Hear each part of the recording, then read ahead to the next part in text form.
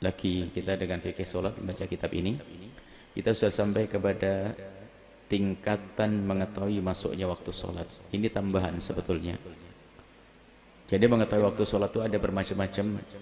Ada yang mengetahui sholat dengan pasti, ada mengetahui sholat dengan dugaan, ada mengetahui sholat ada dengan dugaan. Jadi kita menduga-duga. Dugaannya karena sebuah tanda, yang terakhir adalah dengan cara ngikut saja sama orang yang telah dianggap mengetahui tentang waktu. Untuk mengetahui waktu maksudnya, jadi menduga waktu sholat itu masuk disebutkan syarat sahnya sholat. Jadi kalau anda sholat tidak atau belum menduga waktu masuk, tidak sah, biarpun waktu sudah masuk. Kami contohkan kemarin, anda bangun tidur jam 1 siang, kan sudah zuhur, langsung ambil air wudhu lalu sholat. Ditanya oleh teman, kamu sholat apa? Sholat zuhur. Benar sholat zuhur? Iya. Memang waktu zuhur sudah masuk? Nggak tahu. Nah, nggak boleh. Dia harus yakin dulu setelah melihat waktu zuhur masuk. Atau sebaliknya, duga waktu zuhur sudah masuk, bangun tidur lihat jam setengah 2, wah, zuhur sudah masuk. Langsung dia sholat. Ternyata belum masuk waktu zuhur. Kata temannya, sholat apa kamu? Zuhur. Dari mana kamu tahu zuhur? Itu jamnya setengah 2. Itu baru saya rubah, sekarang masih jam 11. Nggak sah sholatnya, karena belum masuk waktu zuhur. Jadi harus dua, menduga waktu zuhur sudah masuk dan memang benar-benar masuk. Nah ini, makanya ada sekitar kita perpanjang tentang mengetahui atau tentang waktu sholat, atau mengetahui waktu sholat.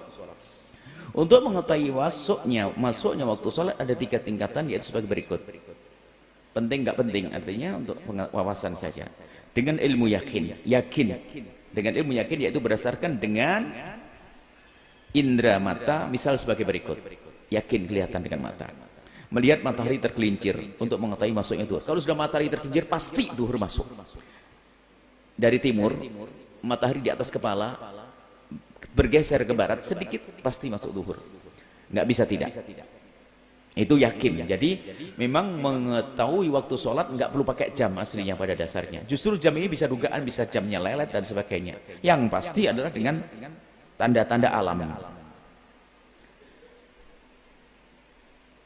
Subuh ya fajar yang merata, fajar shadiq. Berakhirnya waktu subuh, matahari terbit. Maghrib terbenam matahari. Selesai. Asar nanti 2, seperti disebutkan kalau sudah melebihi daripada sesuatu, bayangannya melebihi. Tidak ada yang susah. Nah, jadi kalau zaman dulu tuh orang nggak perlu pakai jam, sudah melihat dengan alam. Sekarang sudah tidak ada, dan bisa jadi ini dikembalikanlah agar anak-anak kita sedikit ngerti. Kalau dulu musola lama, musola zaman dulu itu ada di depan masjid, itu ada apa namanya, lupa kita. Orang kemarin mau tanya, orang Jawa Timur nggak menyebut. Jadi ada semacam begini, kotak begini, tembok atau bangunan, kemudian di dalamnya ada semacam jarum begitu, ada jarum. Kemudian itu ada tanda-tanda garis, itu menunjukkan nanti kalau sudah ke sini berarti sudah tergelincir. Jadi nggak usah lihat matahari, ngeliat sini, sudah tergelincir. Nanti masuk waktu zuhur. Bayangannya ini berarti masuk waktu asar. Ini kembali kepada alam. Perlulah anak-anak kita pagi-pagi suruh lihat fajar shadiq itu kayak apa. Kayaknya semuanya ini tidak pernah lihat itu semuanya. Lebih enak lihat jam, apalagi sekarang ada handphone, apa namanya, aplikasi, sudah mataharinya di handphone. Kita sudah betul-betul semua dikuasai oleh handphone. Kita melihat terbitnya fajar shadiq untuk mengetahui masuknya waktu sholat subuh, kelihatan. Kita melihat terbenamnya matahari untuk mengetahui masuknya waktu sholat maghrib. Kita melihat hilangnya mega merah untuk mengetahui masuknya waktu sholat isya. Maghrib mega merah hilang, masuk isya waktu isya. Kita melihat bayangan suatu benda melebihi dari benda tersebut untuk mengetahui masuknya waktu sholat asar. Nah, ini adalah dengan nyata, nggak bisa diganggu, nggak bisa. Biarpun jamnya begini, jamnya ini dibuang. Ayo, tulisannya di tanggalan nggak sah. Yang dianggap adalah di alam. Ini yakin dengan tanda alam ini.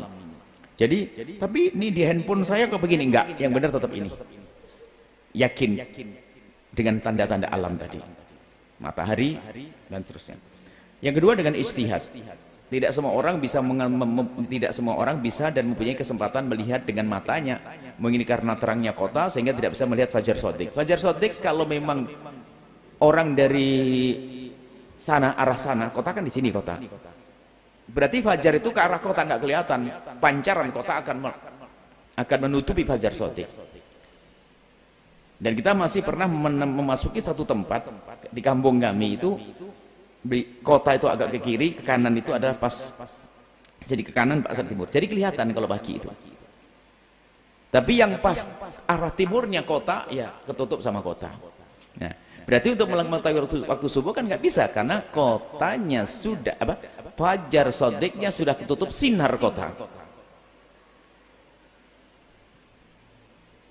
sehingga tidak bisa melihat fajar shadiq. Atau karena wilayahnya berbukit-bukit sehingga tidak bisa melihat terbenamnya matahari, atau karena cuaca yang sedang. Di daerah Majalengka sana lihat, kalau hanya alasannya matahari tidak terlihat sudah masuk waktu maghrib, jam 4 sore sudah maghrib, buka nanti. Gara-gara ketutup sama gunung. Nah, yang ada gunungnya pakai kira-kira nanti. Jika demikian, maka cara mengetahui waktu sholat adalah dengan berijtihad. Hari ini sudah ada aplikasi atau ini ditulis di tanggalan itu, sesuai dengan itu disesuaikan, ini sudah bisa diikuti. Artinya ada yang berijtihad, berusaha untuk mengetahui waktu dengan alat, dengan ilmu, dengan cara, yaitu dengan memperkirakan masuknya itu sholat berdasarkan pengalaman. Misalnya habis sholat maghrib itu isya tiba itu, kalau di pondok itu biasanya habis sholat maghrib membaca widzikir, habis baca zikir itu kita membaca atau kita ke jalan ke belakang, balik sudah isya. Biasanya seperti itu. Tapi tidak akan adzan isya kecuali jamnya sudah pas. Tapi di saat jamnya hilang, semuanya nggak ada. Caranya dikira-kira saja seperti biasanya. Habis sholat baca wirid, diperkirakan jalan, berarti masuk waktu isya. Kalau di kitab-kitab lain disebutkan orang memintal kain, kalau sudah dapat seberapa berarti masuk waktu yang baru lagi. Artinya disesuaikan dengan kebiasaan. Atau mungkin kalau di rumah kita ya kebiasaannya orang berangkat ke sawah. Kalau sudah kelihatan orang berangkat ke sawah rami-rami berarti sudah terbit matahari. Bisa jadi begitu. Dilihat kebiasaannya, mendung tidak kelihatan matahari. Tapi melihat kebiasaan orang dulu bagaimana sih? Biasanya orang-orang itu kalau sudah berjalan begini pas subuh. Berarti nanti kalau ada orang berjalan ya sudah itu subuh. Bahkan kokok ayam pun bisa saja. Biasanya kokok ayam pas bareng adzan. Sekarang nggak kedengaran adzan, mikrofon mati, jam juga tidak ada. Tapi ada ayam berkokok, boleh kita ngikuti itu semuanya. Nah, cukup dengan mendengar suara tersebut itu sudah ada dugaan, berarti sudah sah. Dugaan.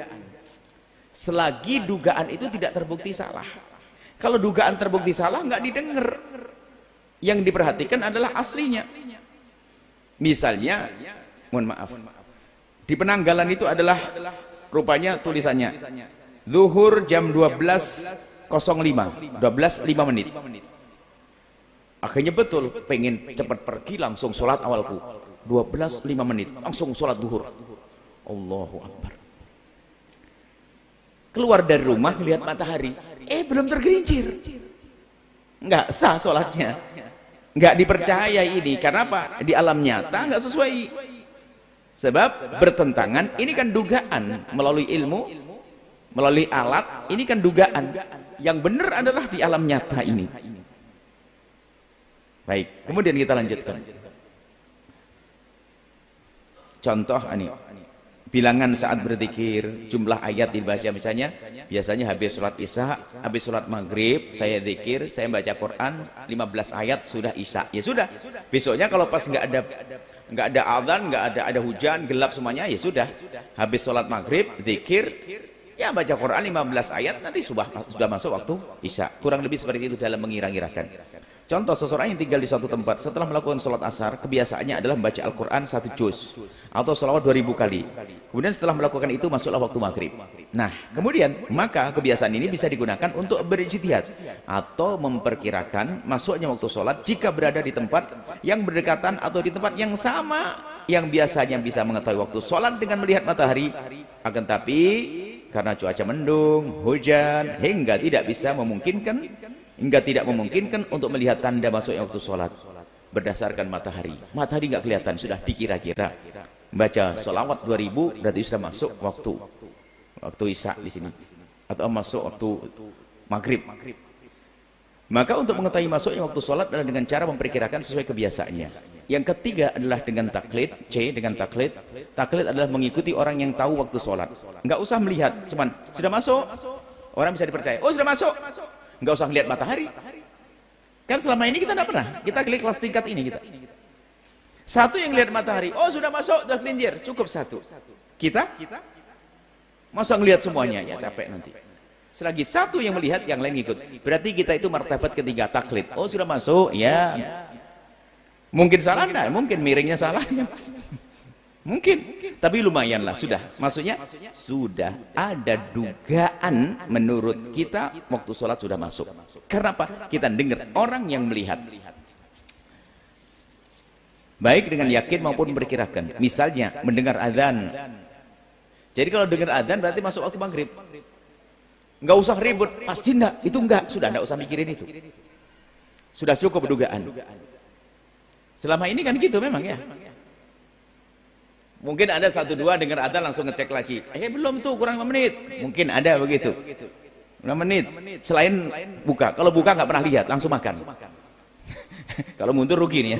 Kalau selain buka. Kalau biasanya adzan, kalau buka cepat. Bahkan sebelum adzan sudah siap makan. Anggap waktu yang lain.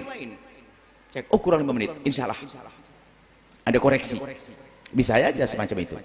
Tapi kan dia sudah ngerti. Makanya mengetahui dengan martabat ini untuk jika terjadi keraguan-raguan tadi itu loh, kok nggak cocok ini, kok sudah adzan jamnya belum, mana yang benar, jam ente yang salah karena dia ngeliat matahari loh ya, loh bisa jadi dia yang salah, kita yang benar. Makanya yang mengertinya martabat ini untuk tiba-tiba belum zuhur kok sudah adzan, sudah marah-marah tatanya, Pak, saya ngeliat matahari itu. Oh ya, ente yang bener, bukan jam saya. Nah, bisa kebalik loh ya. Makanya martabat ini untuk jika seandainya ada perbedaan, mana yang didahulukan, gitu loh. Insya Allah. Kemudian setelah itu, ya, mengikuti daftar waktu atau jadwal sholat yang disebarkan oleh lembaga atau instansi yang terpercaya, Depak dan sebagainya dipercaya. Mereka adalah tim yang membuat itu semuanya dengan ilmunya tentunya. Sampai di sini, wallahu a'lam bishawab.